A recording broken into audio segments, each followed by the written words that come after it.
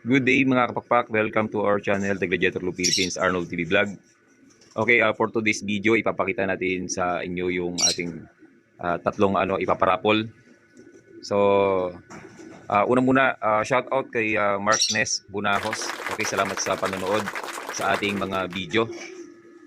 Okay, tara, punta tayo sa loob at ipapakita natin sa inyo yung ating tatlong ipaparapol.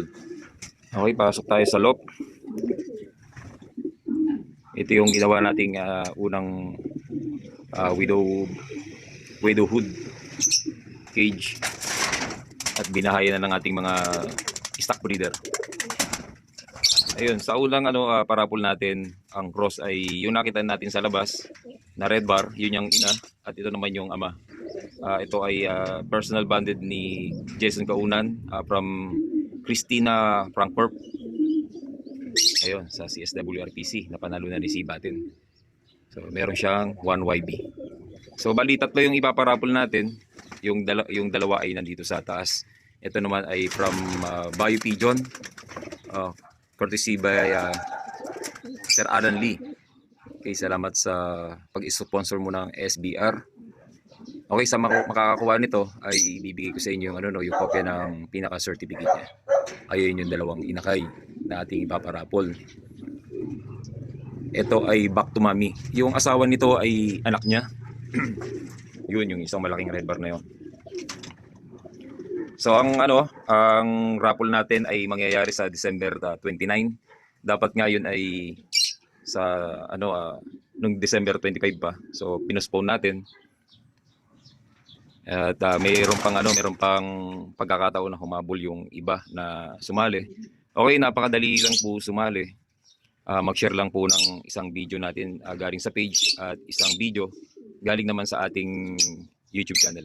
Okay, don't forget to follow our page and subscribe our YouTube channel, The Gladiator Blue Philippines, Arnold TV Vlogs.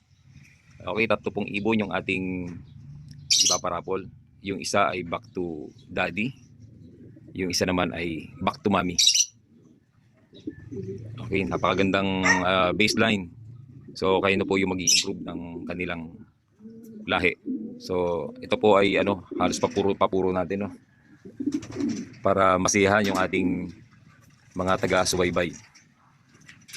Okay, again, shout out to Mark Ness Buhanos. Salamat po sa iyong panonood. Doon sa mga nag-share ng ating video, kay maraming salamat po. At habang nag-share kayo, nakikita ko sa notification, yun po ay aking i-screenshot para sa aking reference dun sa ating darating na raffle. Okay, parating na po yung ating mga ibon. Mag-prepare na tayo. Okay, kakatapos lang natin magpakain ng mga ibon para mamaya yung mga darating nating ibon ay yun na lang yung ating bibigyan mamaya ng pagkain at gamot pang recover. Okay, yun lang po. Hanggang dito na lang po ang ating video at maraming po salamat sa panonood. Okay, malapit na matapos yung ating project na strategy cage. Ayan, nakapaglagay na tayo ng pot. So yung kabila, wala pang poop tray at saka green screen. Yan yung update, pahapyaw na update sa ating strategy cage. Gagamitin natin sa sa mga darating na pooling at race sa NDR. Yun lang po at maraming salamat.